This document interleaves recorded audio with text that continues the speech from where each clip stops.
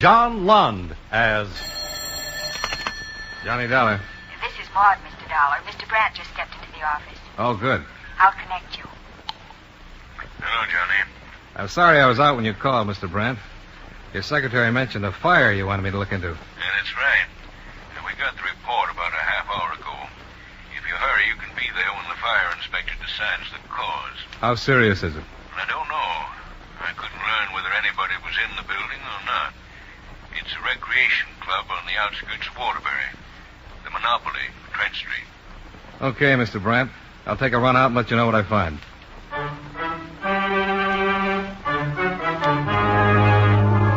John Lund in another adventure of the man with the action-packed expense account, America's fabulous freelance insurance investigator. Yours truly, Johnny Dollar.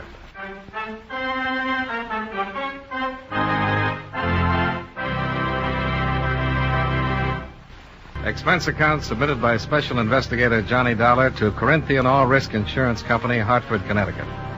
The following is an accounting of expenditures during my investigation of the Monopoly matter. Expense account item 1, $26.70, car rental and mileage between my Hartford apartment and what was left of the Monopoly Club in Waterbury.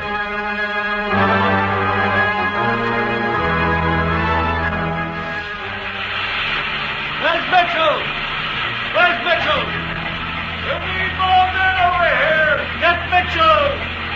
We're losing pressure at number 3. Take the charge for number 3. Hey, you men, that wall's going. Come out of there. Get out of there.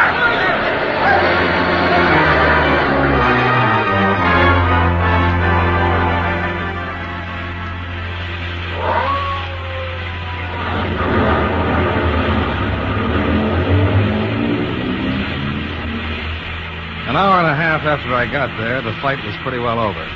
Just a couple of men with a high-pressure hose putting the final touches to a few smoking timbers. Hey, you there. I'll let you through the ropes. I'm from the insurance company that covers this place. Oh? You carrying credentials? Yeah. See? Yeah.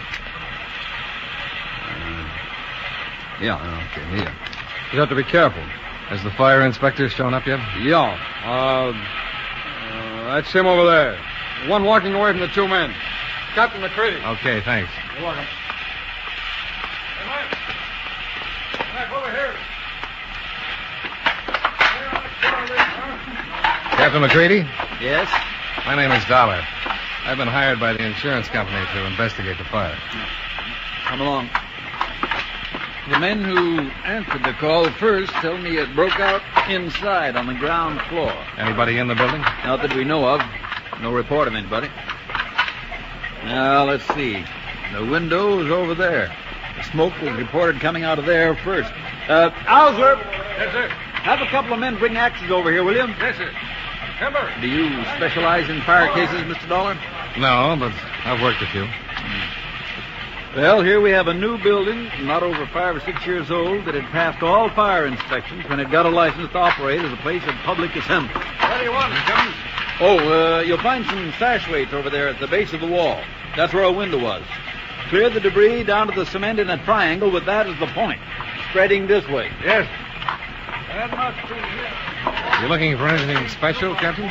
Point of origin. Smoke was spotted first coming out the window. Was it open? And if so, why? Yeah, cold weather like this. Was the club operating? No. It didn't open till 2 in the afternoon. We got the alarm at 11 a.m. Mm-hmm. You know anything about this Gerald Hobson who owns the place? Nothing yet. He was here, but before I was, he went home. Let's go over here and see what the men find, if anything.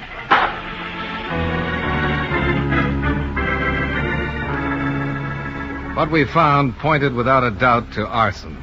Bits of broken bottles, the remnants of unburned cloth. Charred as the evidence was, the cause of the fire was fairly obvious. We used to call them Molotov cocktails, bottles filled with gasoline or oil with a piece of cloth for a wick. One or more evidently had been thrown in through the window, and the damage to the frame building was over 90%. The closest neighboring building was a garage almost 100 yards away. We questioned the people there, and then Captain McCready went back to his office. I looked up the owner of the Monopoly Club. Mr. Gerald Hobson. From the insurance company? Yes, looking into the cause of the fire. Oh, of course. Well, come in. Thanks. May I take your coat? Oh, I won't be here long. I'll keep it on. Well, just come into the other room and sit down. I looked for you out at your building, but I guess you'd left before I got there. Yes, I was there, of course. Bob at the garage, he called me about the fire. He's the one that reported it. Yes, I talked with him. And I went right out, but my nerves aren't what they were once. Fire's such a terrible thing.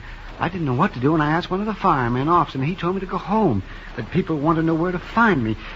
Did they save anything? Nothing but the foundations and some plumbing. Oh, well, then thank heaven for the insurance. Although I don't suppose you share my feeling about that. You've paid the premiums, Mr. Hobson. Now, I'd like you to answer some questions about your club. Yes, of course. I understand it was a licensed place of public amusement. What kind of amusement? Well, we specialized in Monopoly. In what? The game, you know. Oh, sure. Well, we have a great many factory workers in Waterbury. Well, I started the Monopoly Club must have been 3 years ago, to offer them harmless entertainment and relaxation. The game was quite popular. Enabled them to play financier, you know. Oh, yeah, I remember the game. Yes, you buy and sell and try to amass a fortune. We ran month-long tournaments and... Oh, I tell you, some of the fortunes were astronomical. Well, they were just billions. Was there any other amusement offered? Well, I had a few tables for the card players. There was soft drinks and candy. Mr. Hobson, I want you to understand that I'm not a police officer. Anything you tell me will be kept in confidence. Oh, yes, of course. Did you run any gambling games? Why, of course not. My club was a decent legal establishment. The members were good, everyday working people. And your income came solely from memberships? From memberships and retail sales. I don't like your intimations. Not one bit. I'm looking for a reason why somebody should have set fire to your building. That's why the gambling possibility crossed my mind. Heavy losses could drive somebody to it. Yes. You were absolutely sure that the fire was not accidental? The fire inspector, Captain McGreedy, seemed entirely satisfied. I saw the evidence, too. Have you spoken to the police about this, Mr. Dollar? I know I haven't. Why do you ask? Well, a man came to see me a week before last. On Monday it wasn't. I was just opening up the club, and so I was the only one there. It was one of those protection rackets, and he demanded money and made threats. You told the police about it? Of course, immediately. What did you say to this man? I gave him $100 to get rid of him. That was to be the fee per month. As he put it, I'd better cooperate and keep my mouth shut, or he'd put me out of business for good. Well, did the police come to see you? Yes, 2 officers came right out to the club. I told them I'd rather meet them someplace else, but they said the faster they got on his trail, the quicker they'd find him. Well, they didn't find him at all. And if somebody threw gasoline into my place, it stands to reason that man must be the one. Uh-huh. Well, if you let me use your phone, Mr. Hobson, I'll call Captain McCready. We'll see what we can make out of this. Yes, of course. It's right out here in the hall.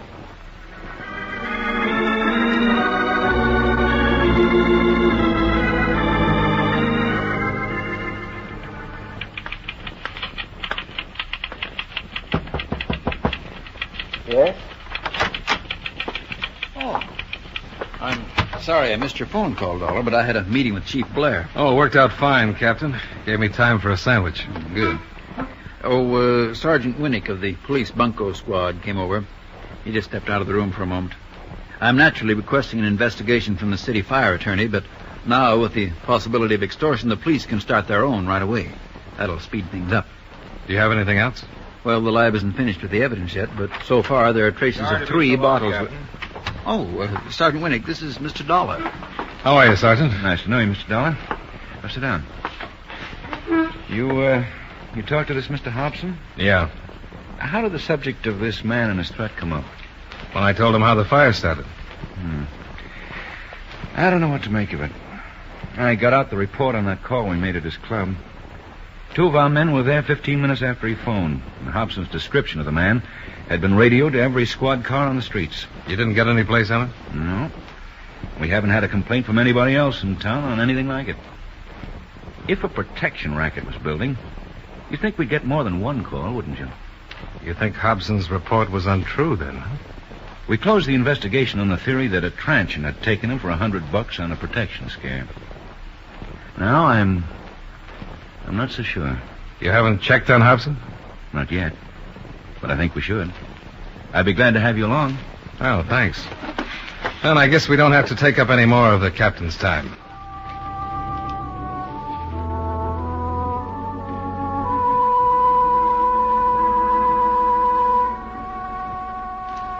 Arson cases are among the toughest to crack. You're faced with the fact that the fire usually destroys the implicating evidence. But there was some evidence that the fire could not destroy. I faced Gerald Hobson with it that night. Well, it was nice of you to come back, Mr. Dollar, to trouble yourself like this. You probably won't appreciate it when you've heard me out. Was that so? Why not? Well, to put it bluntly, you're under suspicion of setting the torch to your club. I'm as... Oh. Are you out of your mind? What's the meaning of this? I spent most of the afternoon with the police. A Sergeant Winnick investigated your complaint a couple of weeks back. Your story of the protection threat didn't seem to hold up. Now, let me understand this. They think I was lying about that man? Oh, I don't think they'd say so in but so they many do, words. huh? Then why aren't they here? Because they're a lot more cautious than I am. Maybe I'm overstepping my bounds by coming, but I like to have things out in the open. I want to show you what's stacked up against you if you try to press a claim against the insurance company. Oh, yes, of course. I'd forgotten your sole interest is in saving your company's money. Oh, yes, by hook or crook. I'll be your best witness if the situation clears up in your favor. But I did some snooping. I looked into some of your financial affairs. Get out of here! Sure. This is your castle, Mr. Hobson. This kind of privacy I have no right to invade. But the fact that $18,000 would save your financial neck is not private information anymore.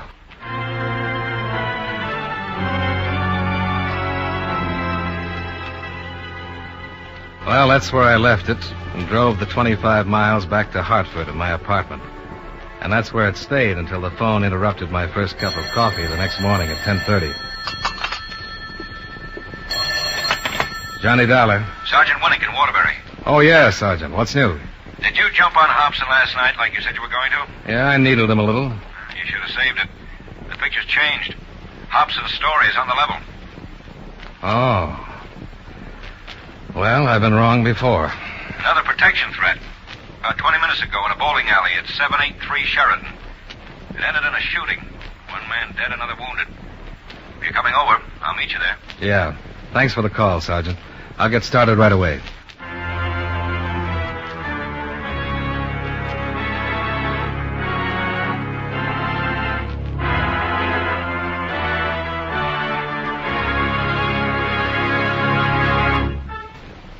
And now, with our star, John Lund, we bring you the second act of Yours Truly, Johnny Dollar.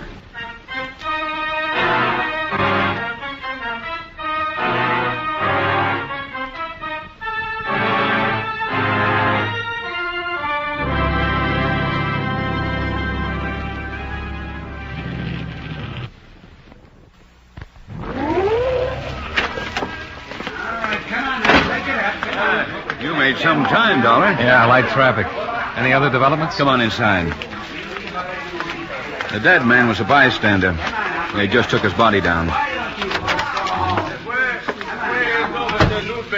The old-timer over there is Con Robleski. He owns the place. He shot one of the toughs. He's pretty upset. There were two of them? Yeah. The other one made a run. He know me for a long time. No, look. I am good man. Where is Officer Dubek? You don't have anything to worry about, Mr. Robleski. Who is this? He's not a policeman. He's Mr. Dollar, a friend of mine. I'm sorry to hear about your trouble, Mr. Robleski. So much trouble in the world. Why there be this in my city? But I have right. I shoot this man, but I don't do wrong. Yeah, that's what I understand. They were threatening you, weren't they? They say I am foreigner. They say I pay them to work in my city. I say no. He say he fix my place like he fix some other. The Monopoly Club? Was that the name? Yes, I do not know this place, I tell him. They say, you stupid old man, you get burned down. Then my friend Carl come in. He say loud, what is? He knew something was wrong. He see me mad. They turn to him. I open drawer for gun. Carl come close to fight. Then this other, he has gun. And he shoot Carl. Then this other, he turn to me, and I shoot. But the one that shot Carl got away. He run. Now they say Carl is dead for trying to help me. It's wrong, my friend, to be dead. Why this be? This be good world. Why so much trouble for people? Oh, why? That's about Too it, fella. much trouble for good Yeah. world. Why I take it they came in while he was opening up. Yeah, that's right. He was alone, just about like Hobson's club. The wounded man, was he conscious? Yeah, suffering from shock. So he wasn't worth anything. According to his wallet, he's Paul Loner, with an address in Chicago. 21 years old. Anybody spot the other one? A newsboy across the street saw him come out and run south. Not much of a description, but it fit what Robleski gave us. Roads and railways ought to be covered by now. Yeah, they were stopping cars when I came in. Yeah, Lieutenant Glass is in charge. The old warhorse can get things done in a hurry if he feels like it. I'd better get that car out of the middle of the street. Yeah. Loner's over at Central Emergency Hospital. We might as well go over there and wait till he can make a statement.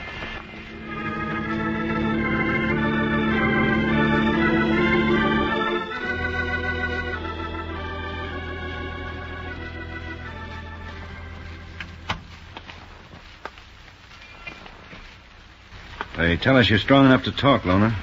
Well, they told me to, but I don't see no reason to. You're doing plenty of talking in the bowling alley from what we hear. I don't remember. I don't blame you. Pushing an old man around like that must be something you'd really want to forget. Go start up a parish someplace, will you? How many times have you been arrested, Loner? What difference does that make? After hearing you blab while you were passed out, they want to see how many lies you'll tell now. I didn't pass. Well, you just don't remember. You know what time it is now? I don't care what's there. It's after 4. You were out for over an hour. You don't bluff very good. Your wife's name is Edith. How's that for bluffing? Where is your wife? Leave me alone. I hurt. The doctor said you were in good shape. It's a laugh. If you weren't, he wouldn't have let us in here. Where's your wife? I don't know. Look, you're wasting your time. I don't want to talk, and I won't. That old man you shot is dead. Did you know that? I didn't shoot nobody. What? I didn't have a gun. It was right there on the floor beside you. You're a dirty, stinking liar. I didn't have a gun. The guy that was with me, that was his gun. He shot the old man, and you know. The report says you were there alone. That's a lie. Who was with you? Guy I teamed up with. I don't know his name. If you can prove that, it might make a difference. Can you prove it? It's true. That old guy, that Robleski, he knows it. He said you were alone. It's a lie. You're lying. If he said it, he's lying. Why should we lie? To frame me. I didn't kill him. Why should Robleski lie? I don't know, but he is. And if you guys want to, you can make him say he's lying. Maybe he wants to be sure somebody gets the electric chair for killing his friend. As long as we've got you, you're it. He knows I had a partner. My partner did most of the talking. Who was your partner? I don't know. Robleski says you talked to him. I didn't. I tell you, I didn't. Bert Lucas did the talking? Yes, Bert. You dirty, rotten... Take it easy, Loner. You knew Lucas was with me. Now we know. Oh, Sergeant. That's a little more. Yeah? I'll get verification of Lucas' name and description over to the radio office if you hang on here.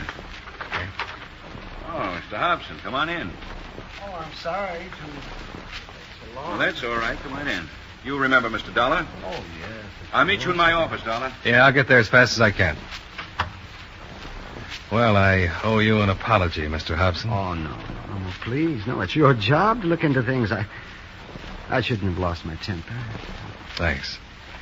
Now, will you take a look at this man? Well, yes, that's possible. Is he the one you gave the $100 to? No, I've never seen this man. You're sure? Yes, I'm positive. Did Lucas do the talking at the Monopoly Club, too, Loner? He didn't have to talk much with this jerk. Oh, no. Never mind, Mr. Hobson. Who touched off the building, you or Lucas or both of you? What's the difference? I want to know. I don't see what difference it makes now, but we both did. We did it because this jerk Hobson here went to the cops. Bert should have squeezed $500 out of you, then we'd been out of this town. Oh. No, that's all for now, Mr. Hobson. We'll call you down again when we pick up his partner. Well, that'll take some doing. Bert's still on his feet. That puts him way out of your client. Oh, he's a vicious type of person. Yes. Here, this way. Oh. Oh, Mr. Dollar. Yes? We'll contact you later, Mr. Hobson. Yes, thank you. Yes, nurse? Thank you. Maybe you better take this call. I've been trying to reach Sergeant Winnick, but he's not in his office yet. Oh, sure. What is it? It's Loner's wife. She wants to talk to somebody who's seen her husband. Oh? Where can I take it? Right over here. Okay. Hello? Hello? Hello? Who is this? This is Johnny Dollar, Mrs. Loner. How is he? Oh, he's all right. He's going to make it fine. Oh, when did you see him? I just left him. We talked about you. Where are you now, Mrs. Loner? I'm just down the street. I started out to come right down to see him when I read it, but when I got close, I got scared. Well, you have nothing to be afraid of, have you? People will ask me questions, and I'm not going to lie no more. You'll think it's wrong, but I know it's right. Of course it is. Could I meet you someplace? Oh, no. But if you'll wait outside the door for me so I won't have to talk to those men who don't care about anybody. I'll be there.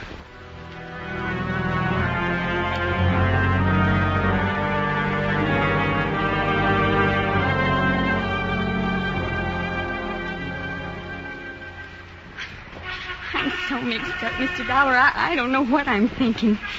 But I always knew that something as bad as this was going to happen.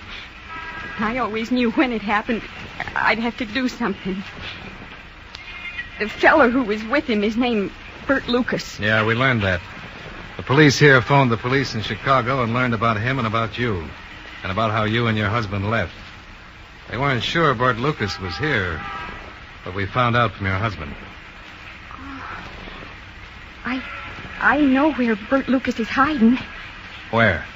I can't tell you by streets and roads, but in a car I could tell you how to drive there. How can you be sure he's there? He came by where we live after he got away from that trouble this morning. He didn't know Paul was hit. He said him and Paul got separated, and he was going out to that place that got burned down. The Monopoly Club? I'm killing him when I tell you this. Not necessarily, Mrs. Loner. Oh, yes, I am. He knows he killed that man. He told me so. He said he'd never give himself up, but I don't care. He's in a cellar out there. That's where he is. He was going to wait till dark, but he's in a cellar out there.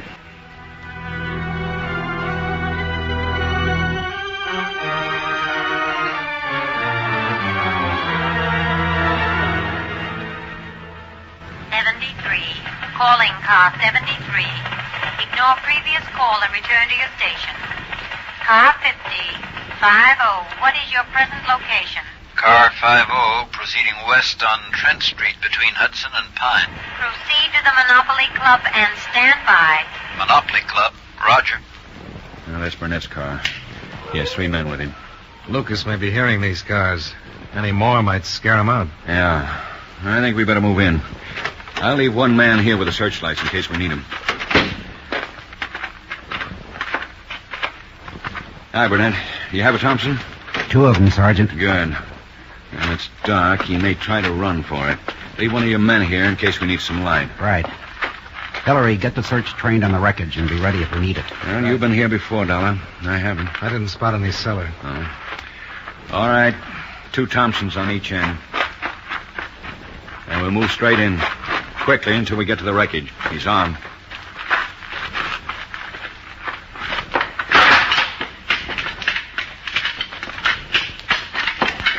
Any stairway to the cellar must be in one of those 2 corners of the back wall there. Uh-huh.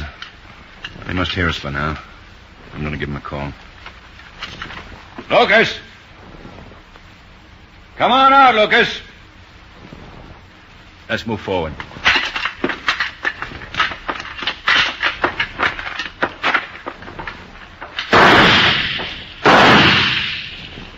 He hit one of your men. Get down. Get down, Burnett! Really, he's hit, Sergeant. How bad? We. In the stomach, Sergeant. He's passed out. I saw the muzzle flashes, Sergeant. Back there. Where you can see that timber at an angle. Oh, I thought it was farther to the left. Hillary! Lights! Burnett! Cover me! Right. All right, Lucas. Come on out before you blast it out.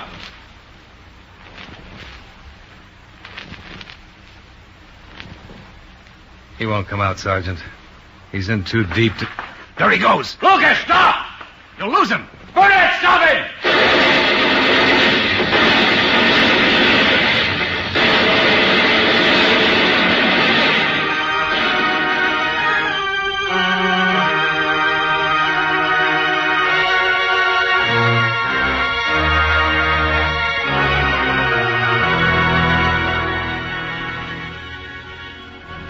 Expense account item 2, $35.50. Miscellaneous. Food, extra mileage, etc., etc.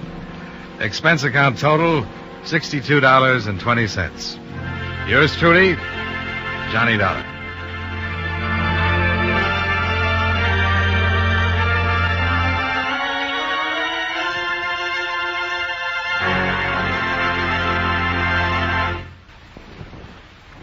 Yours truly, Johnny Dollar, stars John Lund in the title role and was written by Gil Dowd with music by Eddie Dunstetter. Featured in tonight's cast were Sammy Hill, Bill Johnstone, Stacey Harris, Parley Bear, Herb Butterfield, Howard McNear, Joe Duvall, and Jeanette Nolan. Yours truly, Johnny Dollar, is produced and directed by Jaime Del Valle.